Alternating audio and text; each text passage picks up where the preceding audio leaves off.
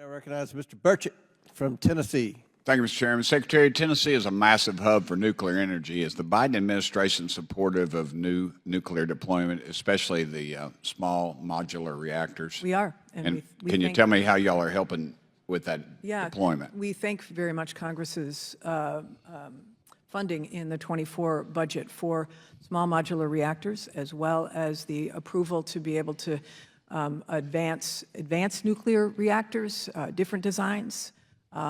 We've got about $12 billion that we are funding nuclear writ large, including the uranium strategy and the HALEU strategy that will be the fuel for the small modular reactors. Can you give me a timeline? They keep telling me 10 years before those are rolled out, and that was about 5 years ago. Well, I sure hope not. I know the Nuclear Regulatory Commission has approved a design of one of the small modular reactors and others that are in the mix. That's the first step, of course.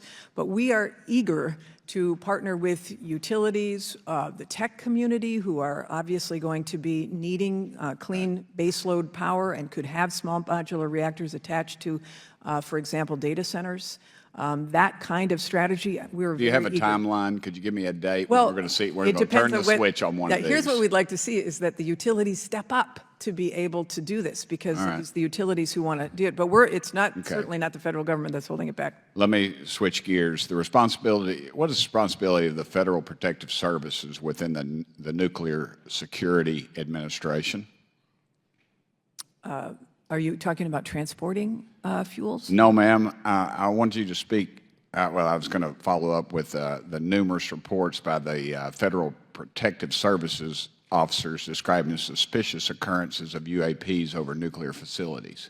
Let me just say, the Defense Department has said there is no evidence of UFOs, et cetera, or aliens in the United States. However, at those sites, there may be drones that may be nefarious. And so we are definitely looking at that and making sure that our national security sites are protected. We have a whole program related to countering drones that may be coming from Well, this isn't about drones, and this is prior to drones even. What protocols does the Department of Energy have for reporting and responding to any UAP sightings near nuclear infrastructure? And people joke about this, but I get a lot of questions about this concerning this and about this hearing today from my constituents, so I would appreciate you answering that if there are any protocols. Well, certainly there are protocols whenever we see anything unusual around our nuclear sites or our national security sites writ large.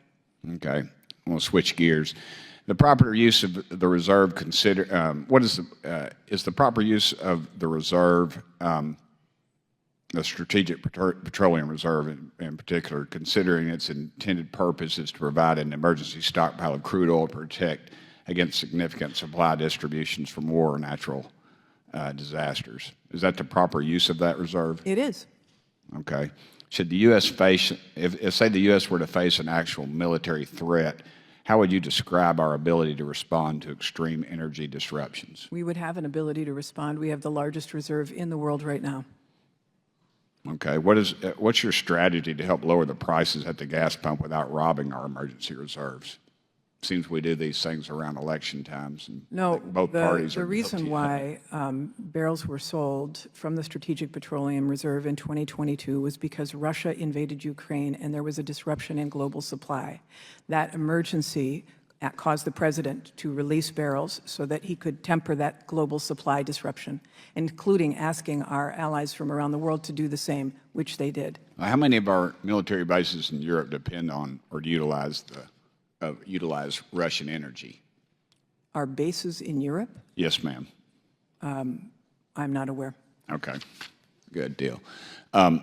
Under your leadership, the Department of Energy has targeted gas stoves, washing machines, refrigerators, and clothes dryers based on what was called unquantified benefits related to climate and public health. How do you balance the meager, unquantified benefits of these rules with the massive cost burdens imposed on American manufacturers and consumers? First of all, they are quantified. Americans will save $2 trillion in energy savings because their appliances are more efficient.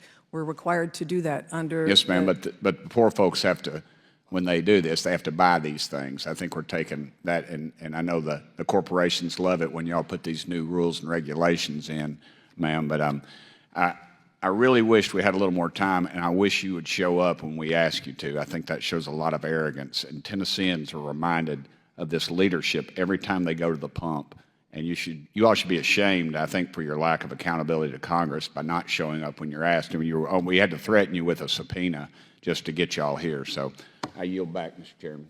Gentleman yields back. Chair recognizes Ms. Brown from Ohio.